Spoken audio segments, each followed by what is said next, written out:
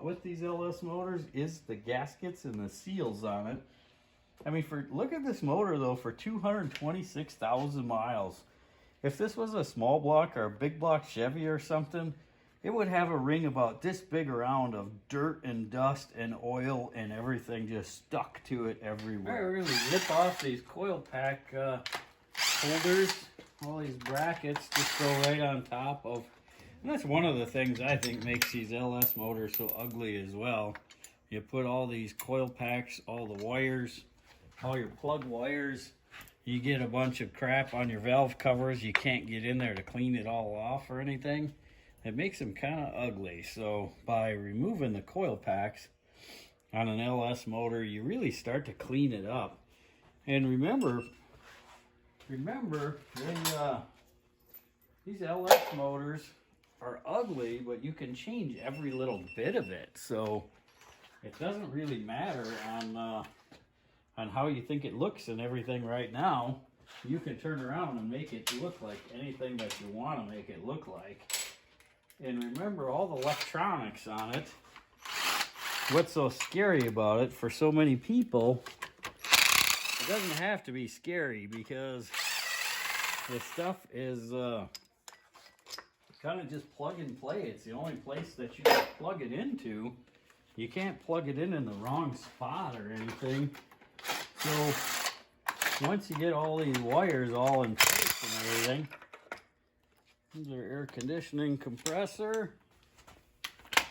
And listen to that, is a bunch of rust in between the clutch and stuff on it too. So if you plan on using something like that, be aware you might want to go through and buy a new clutch for it and stuff. And of course there's special tools for that as well. But now you start getting into the motor where it actually looks like a motor instead of a billion things hanging all over it.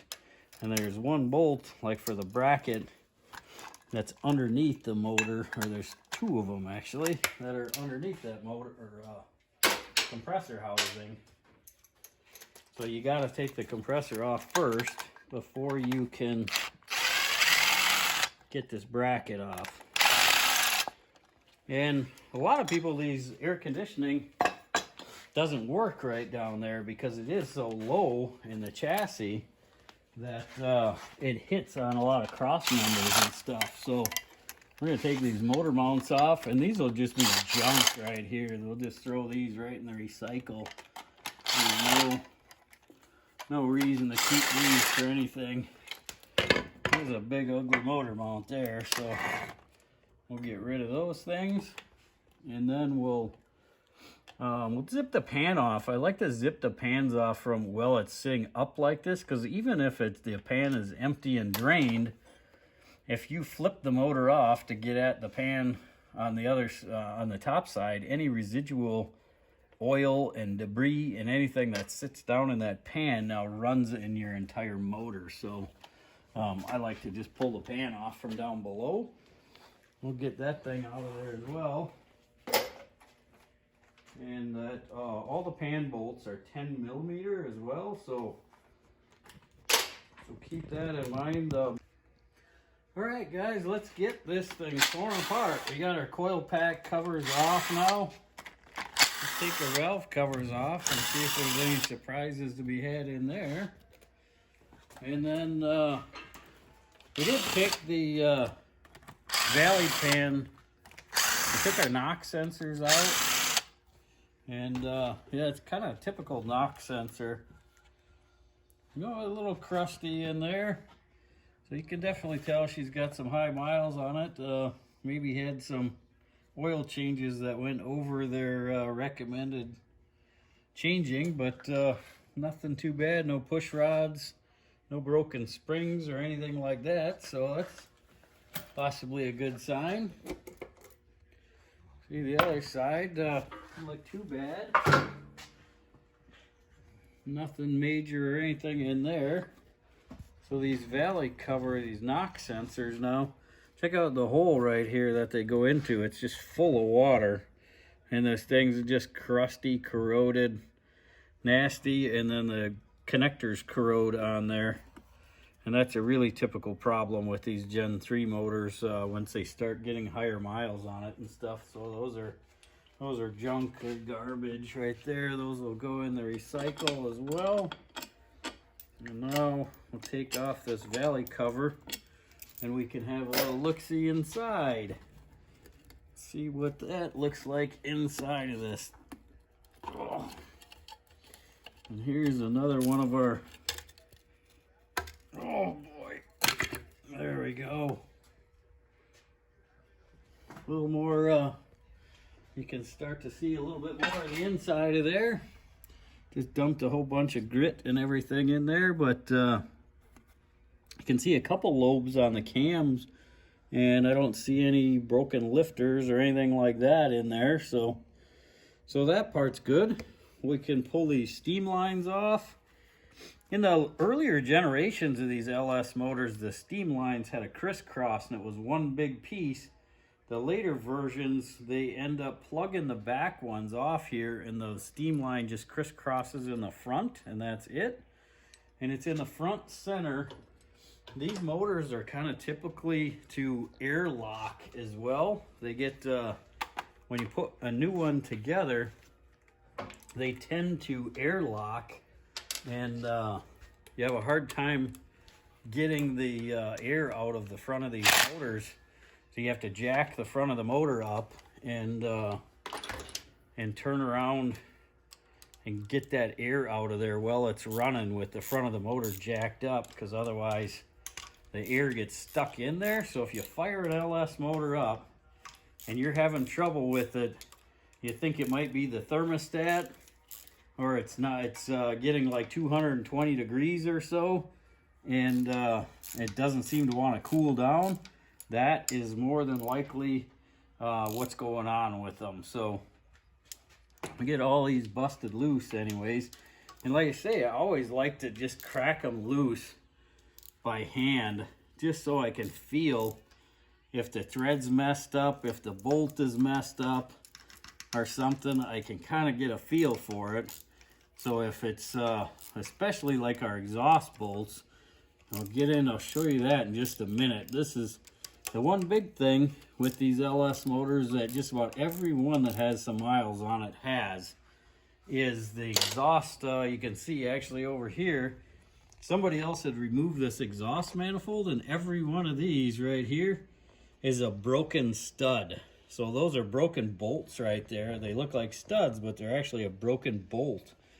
So that's a really typical thing that they do, and I'll show you a couple good ways to take and get that so they don't break. So here's our, see a couple of these are broke as well. Got 3 more, 4 more right here. And what I would normally do is I would push down it to crack it loose, flip it, go forward with it, work it forward, backward, until it doesn't give you so much resistance anymore. And now you can take that out of there. If you just try to just get it to crack loose like that, and you don't work it back and forth, a lot of times they'll just snap right off like those. So with a little bit of patience, you can get these things to go without stripping the threads out on them. And remember, most of these heads, except for that first generation, well, that one is really loose already. So the first generations of these motors, well, that one's good too. Cool. We got the rest of them are coming right off. So sweet. So we got a couple of those, and there's a couple good tricks I can show you about that on getting those out once they break off, which is such a common thing for that to happen. And a couple tricks that you can do for getting those off are welding a nut onto there anyways. You weld a nut onto there, and you can spin them right off once you weld that nut on there. That heat ends up soaking into it, and then the bolt comes right out. I don't know where my 3/8 adapter is, honestly. You got my 1/2 inch adapter, my 1/4 inch adapter. and I lost my 3/8 adapter somehow. You know, I try to really stay organized when I'm doing this, and it doesn't take very long before you just got crap everywhere. And you're going 4 different directions to Sunday, so. Let's play I Spy. Yeah, we could do some I Spy games. Maybe somebody can call in and tell me where I left my 15mm and my 3/8 drive extension adapter. And what the fudge. Alright, well, we're going to move past this so we can keep going here. We're going to take this other head off. Let's get these rockers that are on these. They're all the LS motors are all shaft mounted rockers. They're not, you don't have to set valve lash or anything anymore with these. They're all shaft mounted. You can just take the rockers right out and the whole thing lifts off as one unit, which is kind of nice. And it can all hold together. You've got this cool little cradle thing right here. And now all the rockers can come right off at one shot like that. It's kind of nice. And when you put it back together again, we'll clean all the lifters up and everything too. But when you do any milling of the heads, you want to get the push rod the appropriate length of what you're milling off the heads and the thickness of head gasket and everything too. So more than likely, we're going to be probably putting new push rods and stuff in it as well. So I'm going to just take this side off. Do the same thing. They're 8mm bolts that are holding all these rockers in. And they are pretty tight screws. So you might want to put a little bit of a decent powered impact or something on them to get them off of there. You can tell these have never been changed. The valve springs or anything, they're all stock. They haven't been changed. There's no aftermarket springs or anything like that in it, it looks like. So we'll take now and just crack the rest of these head bolts loose. They're underneath the rocker covers, so the rocker covers have to come off before you can get at these other head bolts. And these heads are just amazing. I mean, absolutely phenomenal, amazing, awesome, because they are so light, and it's just astounding that they can hold up to that kind of horsepower. They have that much flow, and it's just nuts. So the thing that makes these things the most powerful is the cylinder head design. It's such a great design. That's one of the reasons why these things make so much power. And now typically you got oil and antifreeze, everything in your motor. When you take it apart, if you get antifreeze down inside of any one of these holes, that's why it's very important. I'll touch base on that as we put it back together and everything and show you some of that. But when you do, you can't get any antifreeze down in the holes, because when you tighten the bolts up, it will split the block. It'll break your block and you'll have to start over again. These are called torque to yield bolts. They're factory head bolts. They're garbage now, so they can only be used one time. You torque them down and put it all together, and that's it. Once you take it apart, you can't reuse these again. And we'll get those things out of the way for now. We'll get a couple more bolts out of here, and then we can pull his head off of here and see if we see anything else. We'll take a look at a scarred cylinder wall, piston slapping, rings broken. So there's still a lot of things that we could come across yet. And they do have a little dowel pin in it as well. Once you get all those bolts in, look at the rust in that one cylinder there. That is definitely not what you'd want. And that's one of the reasons why you pull these things apart to check them over and everything too. But look at these cylinder heads.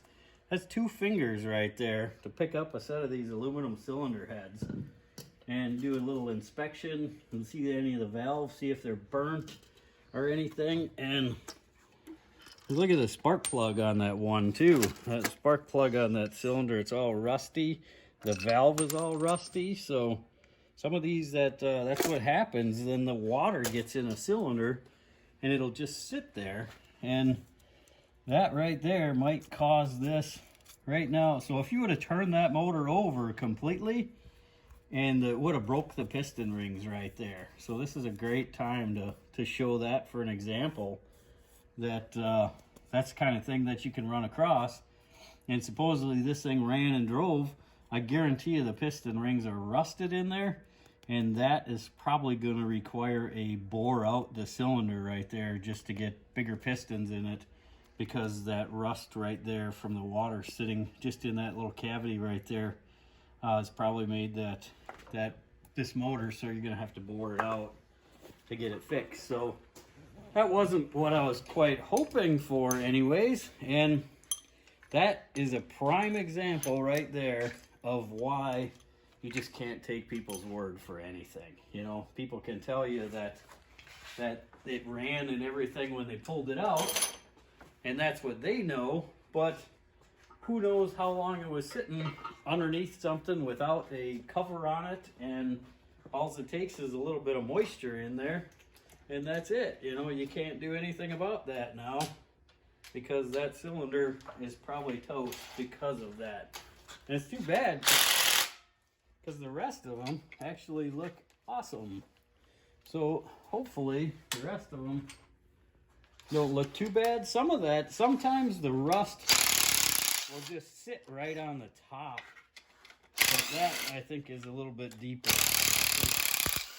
I think that one is going to require a rebore, but you also have to, before that comes apart, completely pop the piston out of there. We have to address that rusty smudge in there in the first place, because otherwise, are we going to be able to get that out of there? No. I'll just lay that down there for right now, huh? Get that out. These are the MLS gaskets that I was talking about before too. Multi-layer steel gaskets. Those are probably the original gaskets on here for 226,000 miles. And you can see that these studs here have been broke for a while, so more than likely this thing was ticking like crazy when it was running and had an exhaust leak to it, just because of that right there. So there's some of the things that you can come across, and we're stumbling across quite a few of them right now, aren't we? So that's one of the reasons why you just can't trust everybody to do, or they can't trust them to say, hey, this is a great motor, and look at, if I just bought that motor right now and thinking I was gonna drop this in your car and run it, well, guess what? Would have been pulling the thing out after you got it done, and would have pulled, ended up pulling the whole thing out right away again. And now you got everything out of the car, just a disastrous mess. And now you got to start over again and pull everything completely apart again. And that's why I don't like to take a chance with these things anymore, because I've gotten burned too many times like that, where a motor has supposedly been good, and here it's got no oil pressure after getting it in, because it's got a bad cam bearing or a lifter that let go. Or like that, it's been sitting out and got moisture in it, and now all of a sudden you got a rusty cylinder and a possible cracked piston ring if I ended up just firing that thing up or turn the motor over for that reason. And that's one of the good ways that you can check, kind of, if say you went to buy this motor and you didn't hear it run And the guy said that it ran, but you want to check it over a little bit before you buy it. Well, turning the motor over with a ratchet and socket, and it's got to be a fairly good size one because they are do turn over fairly hard with all the accessories on it and everything on it. So if you would have turned that over, you'd listen for that piston in the rust crunching a little bit at, you know, just start turning it over a little bit at a time. And if you hear that, you know you got some issues underneath there. And if the buyer isn't willing to pull it apart right there, so you pull the whole motor down, and if he's not willing to do that, more than likely he's either A, trying to hide something,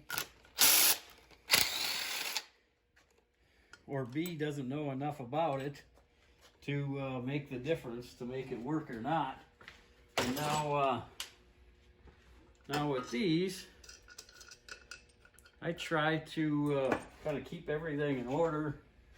Like the head bolts, doesn't matter, these are all junk now. But like the dowel pins that'll come out of here, the push rods, you normally kind of, if I'm going to reuse them again, I'd really inspect them hard right before I take them out to make sure no end are galled up, nothing like that, and they look good before I would take them out of there, because it gives you context clues. If a push rod is messed up, well, now you know that you could have a problem in the valve train somewhere else. So you got to keep looking at things and deductive reason your next step. So we'll take that one out, and actually, hey, this was supposed to be an LQ9. This is not an LQ9. This is an LQ4. So I thought we had looked in this one. Maybe it was one of the other ones that I did. This is definitely an LQ4. An LQ4 has dish pistons in it, not flat top pistons. This is not an LQ9, it's an LQ4. So here's our multi-layer head gaskets, and I think there's 4 layers of material in between them. You can't reuse them, so they're a one-time only also. But this head looks pretty decent and everything. Clean that one up and do a valve job on them and surface them, and that one looks pretty good. Don't know about the other one yet. We might have to, because that one cylinder got rust in it. And God, the rest of the cylinder walls look great too. The rest of this thing apart. So I just unscrewed that with my hands. No, just kidding. These bolts are torqued to like 1 billion foot-pounds from the factory, and these things are really hard to get crack loose. Enough where you got to take a piece of pipe this size on a breaker bar to get that bolt to let go. And I want to show you a quick little tool that every guy should have just for that, actually, is breaking that loose. This is a cool little, just simple little piece of a flywheel meshed in, goes in where your starter goes. It meshes in with your flywheel teeth right there. You just tighten that up, and now that holds the motor from turning over when you're, say if we were trying to turn that over without, without anything, and that cylinder wall was rusted like that, as soon as you would go to crank that thing over, that piston ring would just come right up into that big ball of rust and rip and break the piston, screw the cylinder wall up even worse. And so this is a really good tool to have, so you can just lock that flywheel down. And we did that to take that bolt out. But then I want to take you to another quick tool. Is this one is Lyle brand here. It's a nice little puller that just goes down right inside. It's got these little tiny indents that are inside of the flywheel and over that harmonic balancer. And then we'll just snug this guy down, make sure all the all the little feet are in the notches that are inside of there. That rod is on there. I think it's a 22 millimeter bolt for the end of this this puller. And we should be able to just blast that that damper off there. And you can see it's got a big chunk missing out of it right here. So it looks like that might have got dropped or something at one time, and the rubber is pretty crusty on this. That's in between the two layers, and it's pretty rusty. So we'll just replace this all together, and maybe we might even put a different balancer on it for a Camaro or a Corvette or whatever too. So I'm gonna pull this.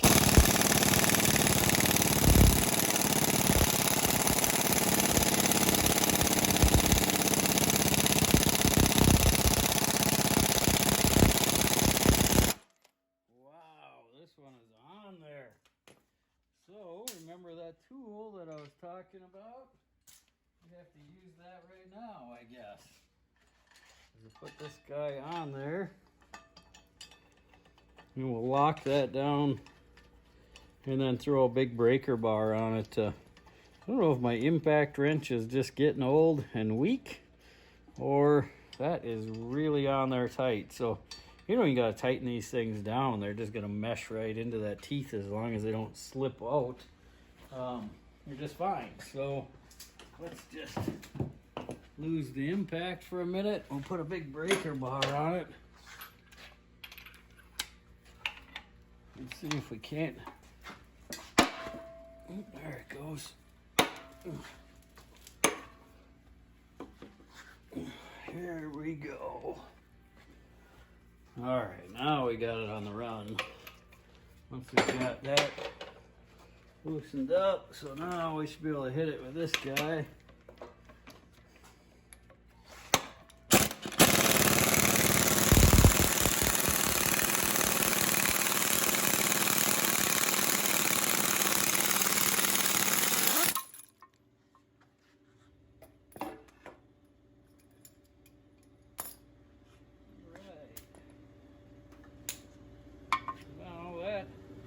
Front cover comes off of there.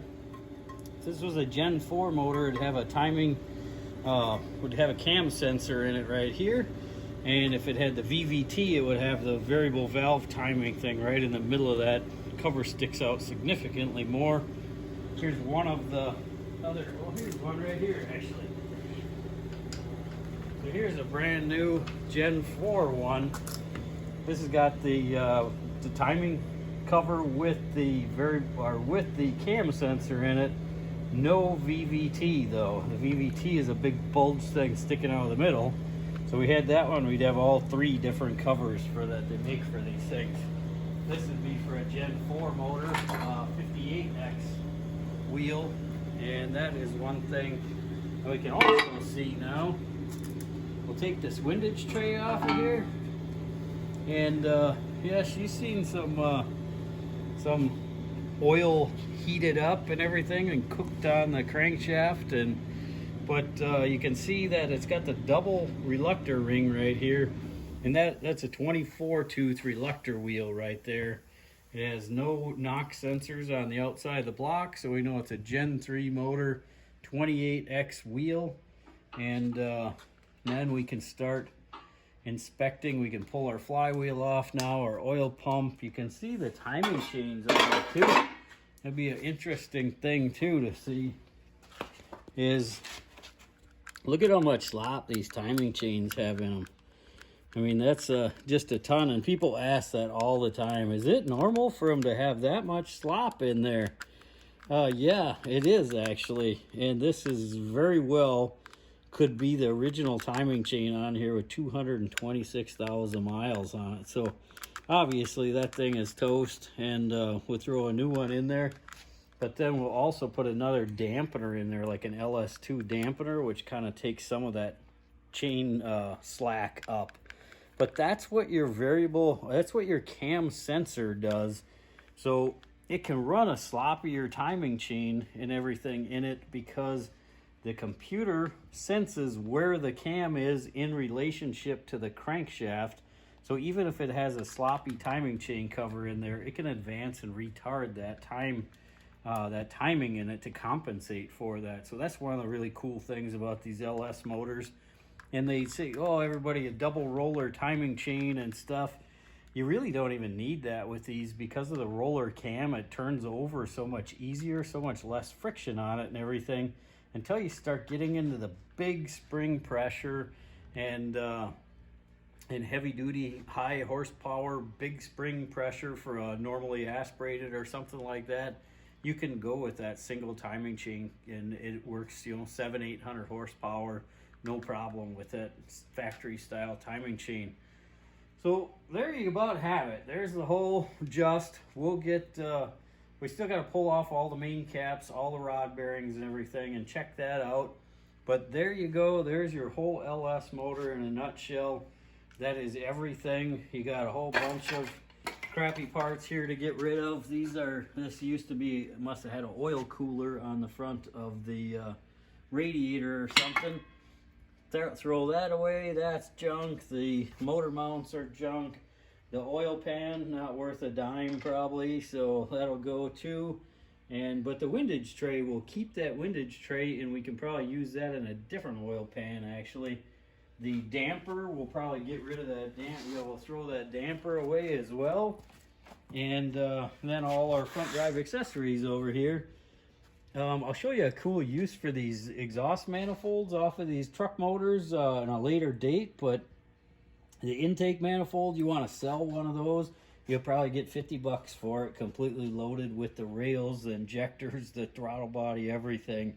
It's just, they're not worth hardly anything. The power steering pump, the alternator, all that stuff is really not worth beans compared to as if it was a LS car or anything.